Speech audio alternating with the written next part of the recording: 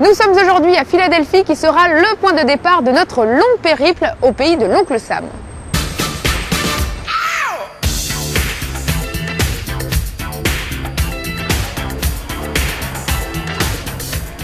Philly, comme on l'appelle ici, est surtout connu pour ses célèbres marches. Rappelez-vous, c'est ici même que Rocky Balboa termine son footing alors que la ville se réveille à peine.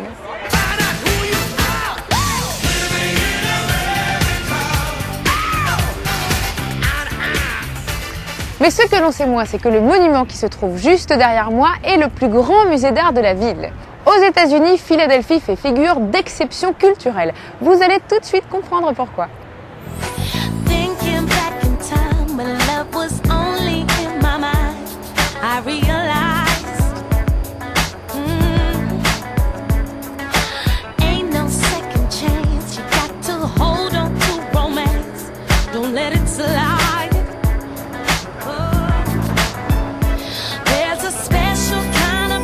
Bonjour Ryan. Bonjour Daphne. Ça va? Good. Oui, et vous? Yeah. Alors, racontez-moi, combien y a-t-il de fresques murales comme ça à Philadelphie? Aujourd'hui, on dénombre plus de 3000 fresques murales. Chaque année, ce sont 100 nouveaux projets qui voient le jour. Où que vous alliez en ville, vous trouverez ces œuvres urbaines. Comment est-ce que ça a commencé, ces peintures murales, et pourquoi? Cette initiative a vu le jour au début des années 80, en 1984 plus précisément, pour lutter contre le problème des graffitis à Philadelphie. La mairie a donc lancé ce programme à l'intention de leurs auteurs, qui ont pu recevoir une formation artistique. Ils ont également pu gagner de l'argent en travaillant sur des projets autorisés.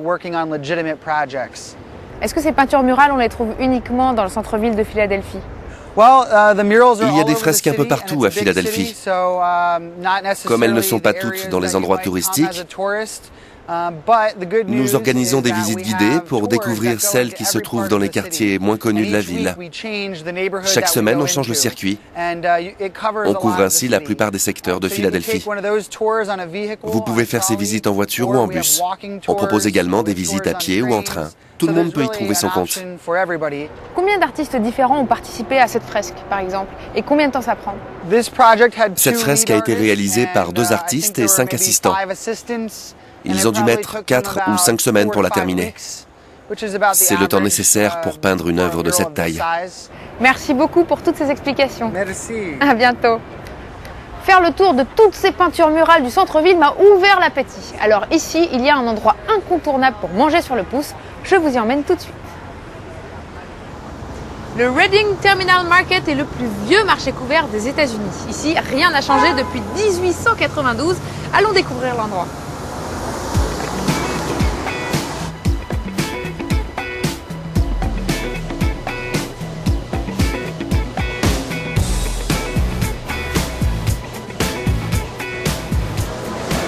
Bonjour Paul. Bonjour Daphné. Alors, est-ce que les gens de Philadelphie viennent faire leur marché ici? Les habitants de Philadelphie viennent au Reading Terminal Market pour acheter leurs fruits, leurs légumes, leur viande ou leur fromage. On peut trouver tout ce dont on a besoin pour cuisiner. Mais on peut également trouver plein de spécialités gastronomiques à déguster sur place. Venez avec moi, je vais vous montrer. Ah, avec plaisir, je vous suis. Ici, nous avons des glaces. Là, de la cuisine chinoise. Par ici, nous avons des spécialités du Moyen-Orient. Et là, vous avez le fameux cheesesteak de Philadelphie. C'est un plat réputé dans le monde entier et très populaire au moment du déjeuner. Et c'est Barack Obama là. Oui, le président Obama nous a rendu visite cette année. Il a commandé et mangé un cheesesteak ici même. C'est quoi alors le cheesesteak? Le cheesesteak, c'est un sandwich préparé à partir d'une baguette. À l'intérieur, vous avez de la viande hachée, des oignons et des poivrons. Le tout est recouvert de fromage. C'est un long sandwich absolument délicieux. Est-ce que c'est une spécialité d'ici? C'est une spécialité de Philadelphie qui a été inventée dans le sud de la ville, il y a environ 75 ans. Aujourd'hui, le cheesesteak est connu dans le monde entier.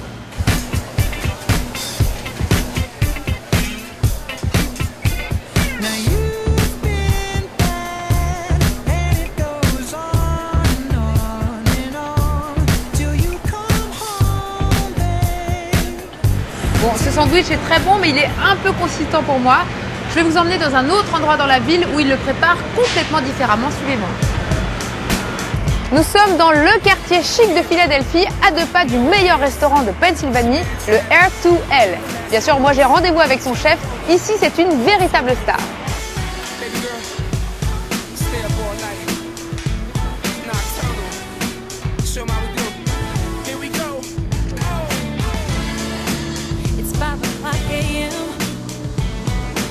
Merci beaucoup.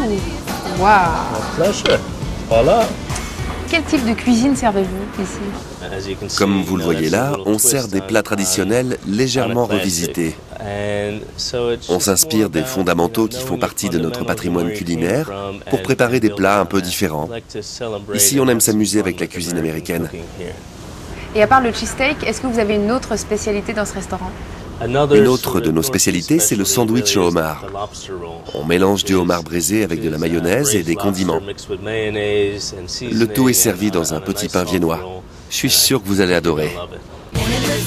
Thank you. Wow.